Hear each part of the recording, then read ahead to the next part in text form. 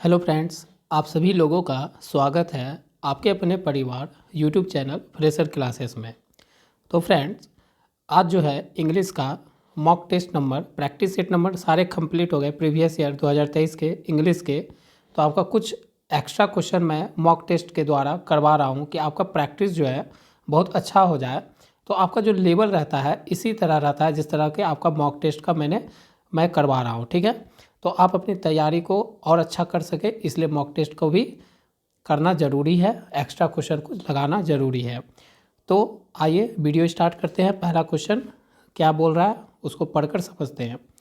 बोल रहा है कि इन द फ्लोइंग क्वेश्चन, आपको चार ऑप्शन नीचे दिया गया है, मतलब आपको दिया हुआ एक क्वेश्चन यहाँ से यहाँ तक। Out of the four alternative, आपको चार ऑप्शन भी दिए जा रहे हैं नीचे। Select the alternative which is the best substitute of the phrase. ये आपको नीचे जो यहाँ से यहाँ तक दिया गया वो एक फ्रेज दिया गया है, ठीक है। इस फ्रेज का जो अर्थ निकलता है इस चार ऑप्शन में भी उसका सेम अर्थ कौन बता रहा है उसी को बोलते हैं सब्स्टिट्यूट। मतलब इस फ्रेज का एक आपको सब्स्टिट्यूट खोजना है। मतलब ये फ्रेज का जो अर्थ निकल रहा है वही एक वर्ड मीनिंग इस चार ऑप्शन का भी अर्थ उसमें से किसी एक का निकल रहा होगा, वो आपको खोजना है, ठीक ना। तो देखिए क्या बोल रहा है, टू फ्री समवन और समथिंग फ्रॉम ए कॉन्स्ट्रेंट और डिफ़िकल्टी। अर्थ अगर बोलिएगा तो हो रहा है कि किसी कठिन या जटिल स्थिति से मुक्त करना या होना। क्या बोले, फ्री मतलब मुक्त करना, तो किसी कठिन या जटिल परिस्थिति से या स्थिति जो भी बोलिए से मुक्त करना या होना। तो इसका देखते हैं कि क्या इस चार ऑप्शन में किसका निकलता है कि किसी परिस्थिति में या किसी कठिनाई में आप फंस गए तो उस जटिल स्थिति से आप कैसे मुक्त होते हैं, ठीक है। तो ये चार ऑप्शन का आपको अर्थ आना चाहिए तभी तो होगा। तो चारों का अर्थ देख लेते हैं हम लोग। जैसे टू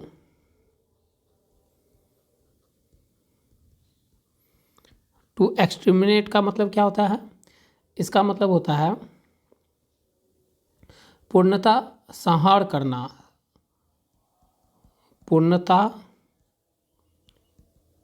संहार करना, ठीक ना। और टू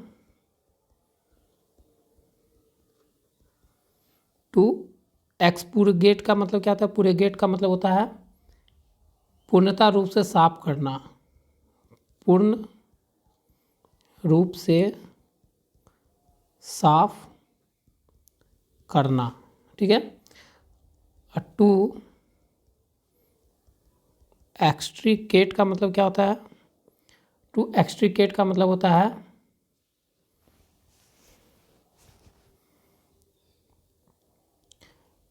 वही, टू एक्सट्रीकेट का मतलब होता है किसी कठिन या जटिल स्थिति से मुक्त करना। तो आपका जो फ्रेज था उसका भी अर्थ यही निकल रहा था कि किसी कठिन या जटिल स्थिति से मुक्त करना, और ऑप्शन डी का भी यही है। तो आपका राइट आंसर क्या होगा, ऑप्शन डी, ठीक ना। और एक बच रहा है, इसका हिंदी भी जान लेते हैं। टू इंट्रिकेट का मतलब होता है उलझना, उलझाना, ठीक ना।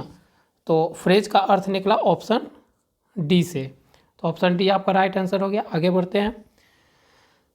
यहाँ पर आपको सिलेक्ट करना है, सिलेक्ट द वर्ड, उस वर्ड को सिलेक्ट करना है विच मीन, जिसका अर्थ जो है सेम निकलता है as the group of word. जो आपको नीचे ग्रुप ऑफ वर्ड दिया है उसी के जैसा सेम अर्थ देता है, उस चार ऑप्शन में खोजना है। A large number of fish swimming together, एक large number of fish swimming together मतलब फिश की संख्या को क्या कहते हैं, फिश की एक संख्या को कहते हैं सोल। क्या कहते हैं, शोल। क्या कहते हैं, शोल। तो ऑप्शन आपका राइट यहाँ से क्या हो गया, शी, ठीक है। एक जो फिश की झुंड होती है उसे कहते हैं शोल, ठीक ना। और अदर इंग्लिश वर्ड का अर्थ जानिएगा तो मोव का मतलब क्या होता है, मोव का मतलब होता है मोब का मतलब होता है भीड़, ये सबको पता ही होगा। पैक का मतलब क्या होता है, सामान बांधना। और हियर्ड का मतलब क्या होता है, झुंड। ये भेड़ का झुंड होता है। हियर्ड मतलब भेड़ का, जो लार्ज नंबर ऑफ भेड़ होते हैं ना, तब उसमें हियर्ड होता है। लेकिन यहाँ पर जब फिश हो, जब आपका एक लार्ज नंबर ऑफ फिश की बात हो, तो वहाँ क्या किसका यूज होता है, उसकी संख्या बताने के लिए, झुंड बताने के लिए सोल का होता है। ठीक है, तो ऑप्शन यहाँ से आपका राइट सी हो गया। आगे बढ़ते हैं। In the most appropriate select, आपको चूज करना है, यहाँ भी एक सही ऑप्शन चूज करना है। Word to fill in the blanks, खाली जगह को भरने के लिए। यहाँ पर आपका खाली जगह दिया हुआ है, तो क्या भराएगा देखते हैं। You are dash responsible for this condition. क्या बोल रहा है कि तुम जो हो जिम्मेदार हो इस स्थिति के लिए, ऐसा ही कुछ हो रहा है। तो तुम यू है, तो यू के लिए यहाँ पर क्या आएगा, तो यू के लिए इट सेल्फ तो नहीं आएगा, माई सेल्फ ना आएगा, देम सेल्फ ना आएगा, तो यू है, यहाँ से यू के कारण यहाँ पर क्या बढ़ाएगा, योर सेल्फ बढ़ाएगा। तुम जो हो रिस्पॉन्सिबल हो अपने कंडीशन, ऐसा कंडीशन के लिए। ठीक है, तो यहाँ पर ऑप्शन सी राइट हो जाएगा। आगे बढ़ते हैं। Select the option that express the given sentence in reported speech. आपको यहाँ पर रिपोर्टेड स्पीच में आपको सेंटेंस करना है, ठीक ना। Select the option that express the given sentence in reported speech. तो आपको ये नरेशन का एक क्वेश्चन दिया हुआ है, ठीक ना। तो देखते हैं नरेशन बनाने के लिए क्या है सही, कि I said to the bank manager. यहाँ पर जो नरेशन का रिपोर्टिंग वर्ब है वो सेड से पता चल रहा है कि ये किस में है, पास्ट टेंस में है। तो पास्ट टेंस में होता है तो इन्वर्टेड कॉमा के अंदर जो रिपोर्टिंग स्पीच होता है उसका टेंस क्या होगा, चेंज होगा। टेंस क्या होगा, चेंज होगा। तो देख लेते हैं। I said to the bank manager dash I have forgotten my account number. तो सेड किस में बदलता है, सेड जब रिपोर्टिंग स्पीच से इनडायरेक्ट स्पीच में बदलेंगे, डायरेक्ट स्पीच इनडायरेक्ट में, तो सेड बदल जाता है टोल्ड में। ठीक है, तो यहाँ तो सेड में, तो ये ख़त्म, यहाँ भी सेड में, ये ख़त्म, यहाँ टोल्ड में है, यहाँ इन्फॉर्म हो गया। इन्फॉर्म थोड़ू करेंगे, इन्फॉर्म करिएगा, इन्फॉर्म तो नहीं करेंगे क्योंकि सेड यहाँ पर क्या होगा, टोल्ड में बदलेगा। तो टोल्ड एक ही में है, the told the bank manager that I had. और देखिए यहाँ पर हैव है तो पास्ट में बदलेगा, तो पास्ट में बदलने के लिए क्या हो जाएगा, हैव का हैड हो जाएगा। तो हैड है, तो ऑप्शन बी राइट हो गया। ऐसे हम लोग क्या किए थे, टोल्ड को ही बदल के हम लोग यहाँ तक कंक्लूजन तक पहुँच चुके थे। ठीक है, तो ऑप्शन बी राइट हो गया। Select the most appropriate option, आपको यहाँ भी सिलेक्ट करना है, सही ऑप्शन चूज करना है, चार ऑप्शन में से जो फिल इन द ब्लैंक्स को भर सके। क्या बोल रहा है कि all the dash candidates who take the test will receive score card. All the dash candidate who take the test will receive score card, मतलब ऑल द डैश कैंडिडेट, मतलब वह यहाँ पर ऐसा बात हो रहा है कि वह सारे कैंडिडेट जो एग्ज़ाम दिए होंगे, हु टेक द टेस्ट, जो एग्ज़ाम दिए होंगे वो अपना क्या करेंगे, स्कोर कार्ड क्या करेंगे, रिसीव करेंगे। यही बात हो रहा है। तो कैसा कैंडिडेट के बारे में बात हो रहा है, जो कैंडिडेट एग्ज़ाम में शामिल हुए होंगे, ऐसा ही। तो देख लेते हैं चार ऑप्शन, पहले चार ऑप्शन का अर्थ समझ लेते हैं। ठीक है, मेरी आवाज़ अगर आपको थोड़े फंसी हुई आए तो माफ़ करिएगा, मुझे थोड़ा सा खांसी है इसलिए ऐसा आवाज़ हो सकता है, आ सकता है, ठीक ना। तो ऑप्शन ए अगर देखें, लेजिबल, लेजिबल का मतलब क्या होता है, इसका अर्थ होता है इतना साफ कि पढ़ने में आसानी हो, इतना साफ कि पढ़ने में आसानी हो। ठीक है, बी ऑप्शन देखते हैं, इलिजिबल। इलिजिबल का मतलब क्या था, इलिजिबल जिसे पढ़ना कठिन या असंभव हो, जिसे पढ़ना कठिन या असंभव हो। ठीक है, और देखते हैं TNTITLED, इंटाइटल्ड का अर्थ क्या होता है? इसका मतलब होता है शीर्ष युक्त, ठीक है। और डी का मतलब देख लेते हैं, एलिजिबल। एलिजिबल का मतलब क्या होता है? योग्य।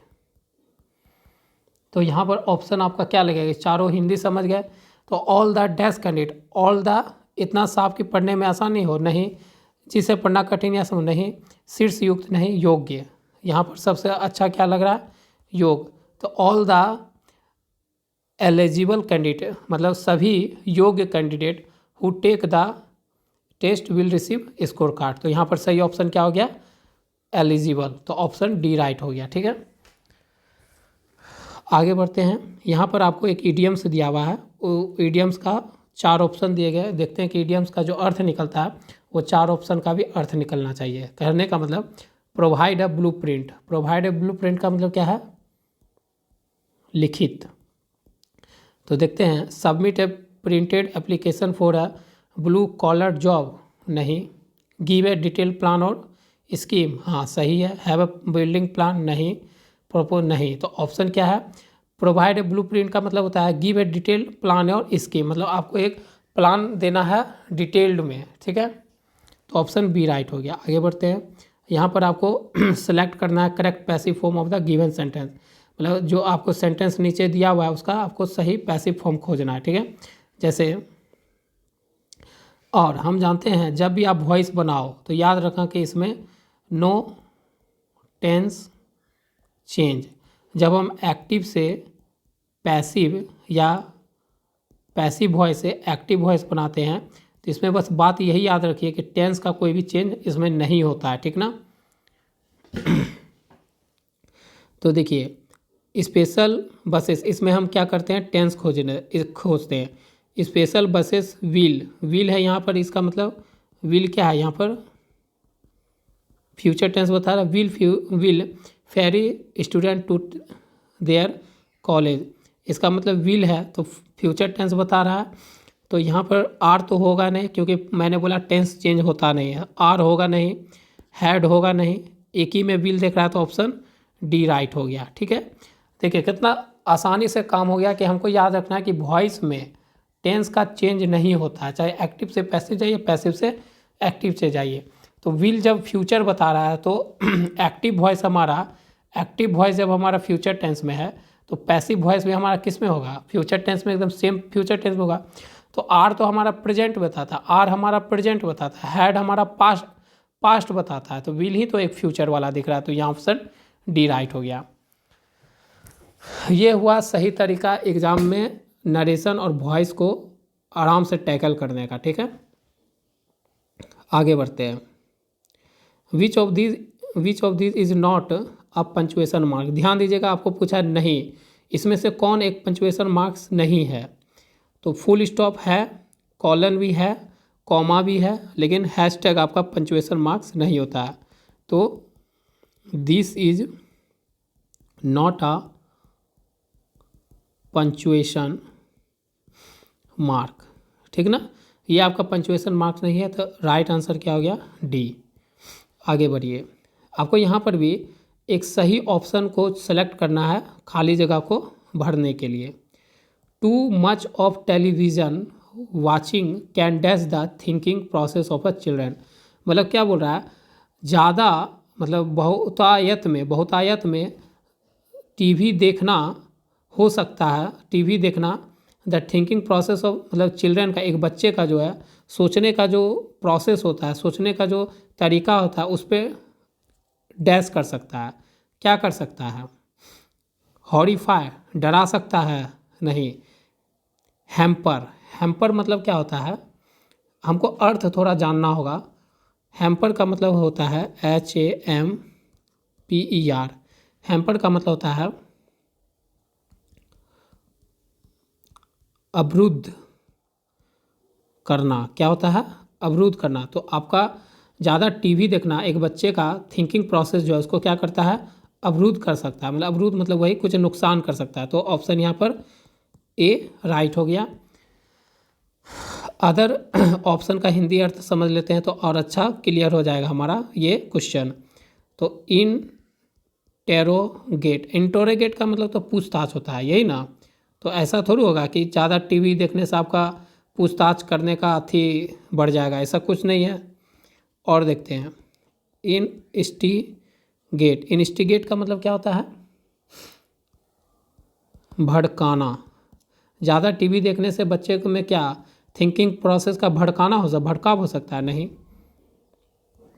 और ऑप्शन देख लेते हैं। हॉरिफाई का मतलब क्या होता है? भयावह। क्या ज़्यादा टीवी देखने से एक बच्चे का थिंकिंग प्रोसेस भयावह हो जाएगा? नहीं, थिंकिंग प्रोसेस अवरुद्ध हो जाएगा, मतलब रुक जाएगा। तो यहाँ सही ऑप्शन हो गया ऑप्शन ए। आगे बढ़ते हैं। यहाँ पर भी आपको एक सूटेबल ऑप्शन भरना है फिल इन दी ब्लैंक्स में, ठीक है। प्रिपेयरिंग फॉर एन एग्जामिनेशन, मतलब एग्जामिनेशन के तैयारी के लिए ज़रूरी है, needs good planning and dash. मतलब एक एग्जामिनेशन के लिए, एक परीक्षा के लिए सबसे जैसे आप अभी क्या हो, अभी आप बिहार डीएलएड एंट्रेंस एग्ज़ाम का क्या तैयारी कर रहे हो, एग्ज़ाम के एंट्रेंस एग्ज़ाम को क्रैक करने के लिए।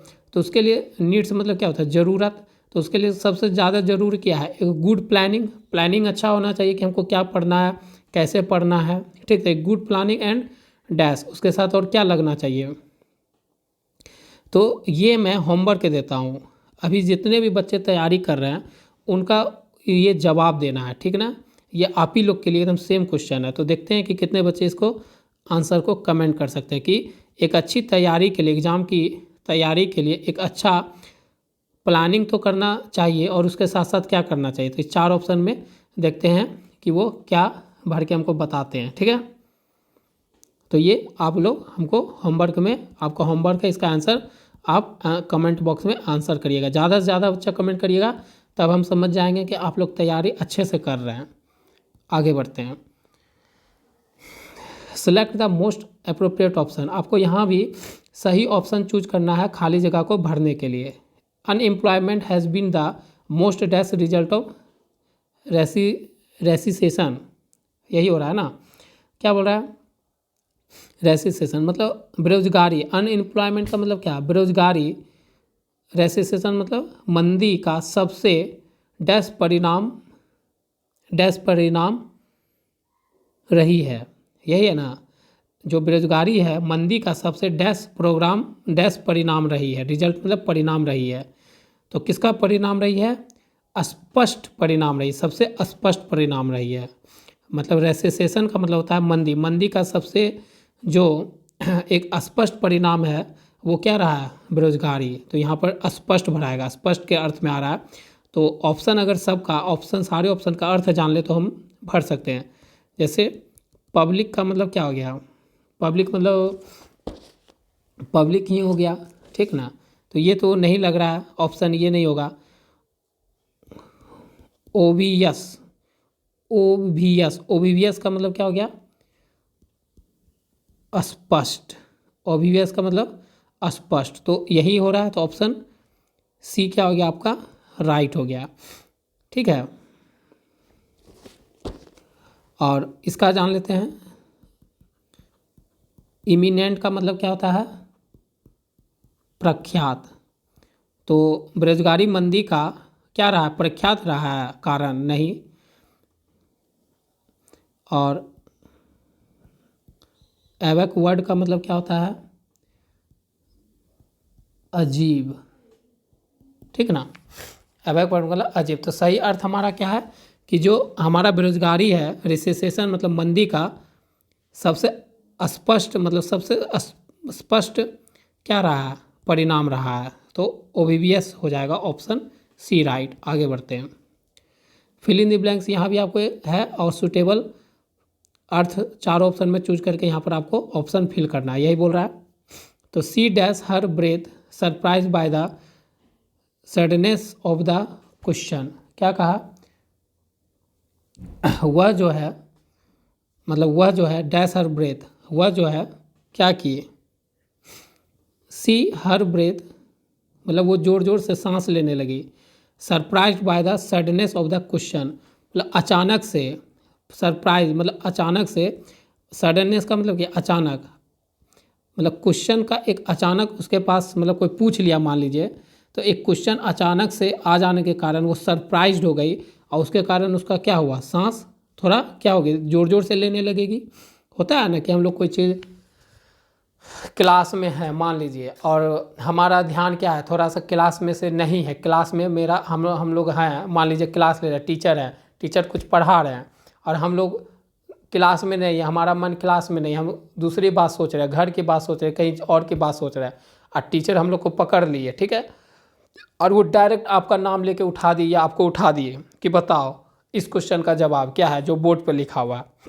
बोर्ड पर आपका ध्यान नहीं था तो क्या हुआ, आपके पास सडन एक क्वेश्चन अराइज हुआ, सडन आपसे एक क्वेश्चन पूछा गया, तो उससे आप क्या हो जाओगे, थोड़ा सा भयभीत हो जाते हो और क्या होता है, सांस जल्दी जल्दी लेने लगते हो, होता है ना ऐसा। तो इसी का अर्थ यहाँ पर भराएगा। तो हमेशा याद रखिए ऑप्शन यहाँ पर राइट बी होगा, काउट। क्या होगा, काउट का मतलब होता है आश्चर्य के कारण लंबी सांस लेना, ठीक है ना। तो यहाँ पर ऑप्शन बी सही भराएगा। आगे बढ़ते हैं, क्योंकि ये है ना फ्रेज की तरह काम करता है, काउट हर ब्रेथ, ठीक ना। आगे चलते हैं, यहाँ पर आपको वही फिर से सही option fill in the blanks में भरना है, चूज करके, ठीक है, सेलेक्ट करके। A doctor's first concern is the dash of his patient. एक डॉक्टर का जो पहला क्या रहता है, काम रहता है, एक डॉक्टर का पहला काम रहता है is the dash of his patient, मतलब अपने क्या, अपने मरीजों के लिए जो एक डॉक्टर का पहला काम होता है वो क्या होता है, प्रॉफिट देखना, एडवांटेज देखना, बेनिफिट देखना, वेल बींग करना। प्रॉफिट का मतलब क्या है, एक डॉक्टर का अपने मरीजों के अनुसार क्या उसे प्रॉफिट लेना है, तो उससे प्रॉफिट लेने के लिए कोई डॉक्टर का ऐसा कोई नियम नहीं होता है, ठीक ना, तो ऐसा नहीं होगा। एडवांटेज का मतलब भी हो गया लाभ, ऐसा कोई नहीं, लाभ लेने का उसका कोई नियत नहीं होता है। बेनिफिट भी, पेशेंट से वो बेनिफिट तो नहीं लेना चाहता। वेल बींग का मतलब क्या हुआ, स्वस्थ और प्रसन्न होने की स्थिति, मतलब क्या एक डॉक्टर का पहला कंसर्न होता है कि उसके पास जो पेशेंट आया वो क्या हो, स्वस्थ हो जाए और वो खुशी खुशी प्रसन्न होने की स्थिति में आ सके, तो वेल बींग होता है। तो ऑप्शन बी आपका राइट हो गया, इसका अर्थ ही आ रहा है स्वस्थ का। आगे बढ़ते हैं, यहाँ पर एक अंडरलाइन वर्ड दिया गया है, ठीक है, जैसे यहाँ पर दिया गया है, मैं यहाँ कर देता हूँ रेड से, उसका आपको क्या करना है, भर्व का प्रकार बताना। क्या बताना, भर्व का प्रकार बताना है, ठीक है ना, कि अंडरलाइन वर्ड जो है सेंटेंस में वो कौन सा भर्व है, वो उस भर्व का नाम बताना आपको। तो यहाँ पर क्या है, SWIMMING स्विमिंग है, स्विमिंग, तो यहाँ पर है SWIM प्लस ING है, तो ये वाला आपका भर्व है और उसके साथ ING जुड़ा हुआ है। तो याद करिए भर्व के साथ जब ING जुड़ता है तो वो ना तो वो एक तो जीरेंड की तरह काम करता है या नहीं तो पार्टिसिपल का काम करता है। पार्टिसिपल का अगर काम करेगा तो वो सेंटेंस में कैसा काम करेगा, एडजेक्टिव की तरह करेगा। तो एडजेक्टिव कब करेगा, जब उसके आगे कौन आएगा, नाउन आएगा। और जीरेंड की जब काम करेगा तो वो सेंटेंस में नाउन की तरह काम करेगा। नाउन का मतलब काम करेगा तो वो सेंटेंस का सब्जेक्ट हो सकता है या ऑब्जेक्ट हो सकता है। तो यहाँ पर तो नाउन है, तो देख लेते हैं यहाँ पर क्या, स्विमिंग इज है, इज हमारा इस सेंटेंस का मेन वर्ब है ना। तो मेन वर्ब है, वर्ब आ गया, तो हमको क्या चाहिए, सेंटेंस का सब्जेक्ट चाहिए होगा। तो यहाँ पर सब्जेक्ट है और सब्जेक्ट है, और ये तो यहाँ पर स्विमिंग अगर सब्जेक्ट है तो सब्जेक्ट होने के लिए तो ये सब्जेक्ट तभी हो सकता है जब ये जीरेंड हो, क्योंकि जीरेंड एक नाउन होता है और नाउन हमारा एक सब्जेक्ट हो सकता है। तो यहाँ पर फिनाइट वर्ब तो नहीं है, ऑप्शन ए तो है ही नहीं, नॉन फिनाइट जीरेंड। पार्टिसिपल भी नहीं है, पार्टिसिपल रहता तो स्विमिंग क्या होना चाहिए था, एडजेक्टिव होना चाहिए, एडजेक्टिव तो है नहीं, ठीक ना। और नॉन फिनाइट वर्ब इन्फिनिटिव भी नहीं, तो ऑप्शन बी आपका राइट होगा क्योंकि ये एक जीरेंड है यहाँ पर। आगे बढ़ते हैं, यहाँ पर भी आपको एक अंडरलाइन वर्ड दिया गया है, उसका आपको वर्ब का प्रकार बताना है। तो देखिए द टिकिंग क्लॉक, यहाँ से यहाँ तक पूरा नाउन है, ठीक है। नाउन के बाद एक क्या चाहिए, वर्ब चाहिए, तो वर्ब ही है। Dash the girl for her sister. तो ये आपका क्या है, सेंटेंस का मेन वर्ब है। और जब मेन वर्ब होता है वो क्या होता है,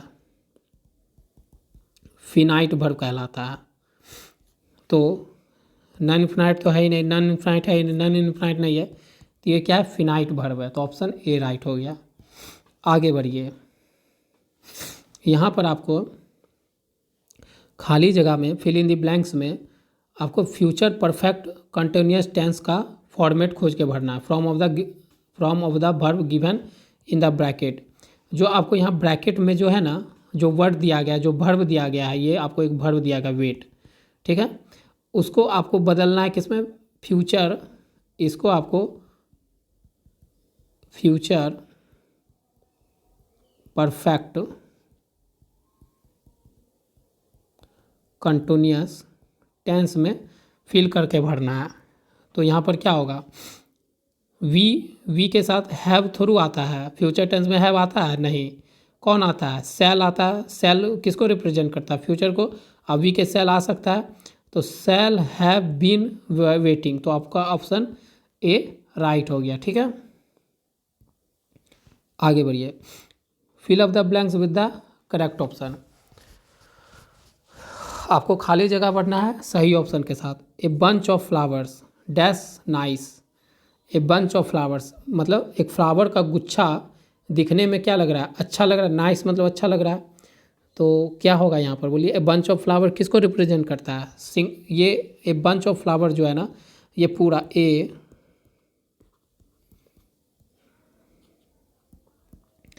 बंच ऑफ फ्लावर जो है यहाँ पर ये रिप्रेजेंट कर रहा है सिंगुलर सब्जेक्ट की तरह वर्क कर रहा है। तो जब ये सिंगुलर सब्जेक्ट की तरह बढ़ रहा है तो इसके आगे क्या होना आएगा, सिंगुलर वर्ब आना चाहिए, यही ना। तो हैव तो हमारा प्लुरल बताता है, तो ये नहीं होगा। वेयर भी प्लुरल है, ये भी नहीं होगा। लुक्स हमारा क्या है, सिंगुलर है सिंगुलर है, ये भी हमारा क्या है, सिंगुलर है। इज लुक्ड, तो इज लुक्ड क्या हो गया, ये आपका पैसिव में चला गया। इसके बाद जब V3 लगता है तो वो पैसिव में, लेकिन यहाँ कोई भी पैसिव का कोई यहाँ पर काम थोड़ा कर रहा है, तो ये भी नहीं होगा। ऑप्शन आपका बी राइट हो जाएगा। सिंगुलर वर्ब चाहिए तो लुक्स आपका सिंगुलर वर्ब भी है। वर्ब में याद रखिएगा, वर्ब में जब एस या ई एस लग जाता है तो वो क्या बन जाता है, सिंगुलर बन जाता है।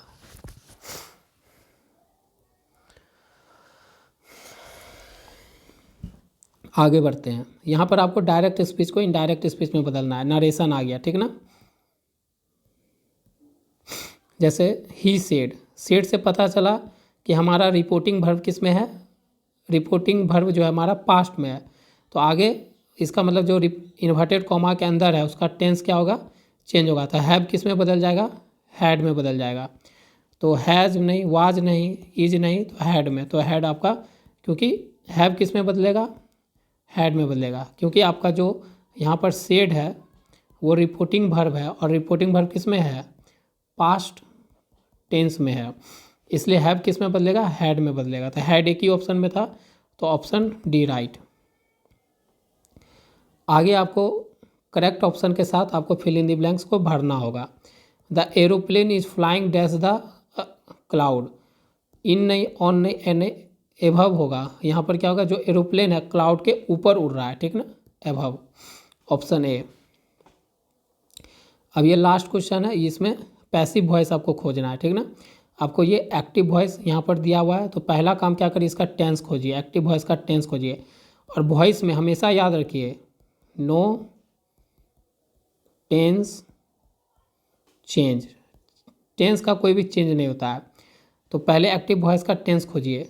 ही वाज वाचिंग, इसका मतलब ये क्या है, पास्ट टेंस में है, तो पास्ट ही में होगा। वाज हैज आ गया, हैज क्या होता है, प्रेजेंट होता है, तो ये तो नहीं होगा। 3 को बचा, वाज, तो ये किस में है, पास्ट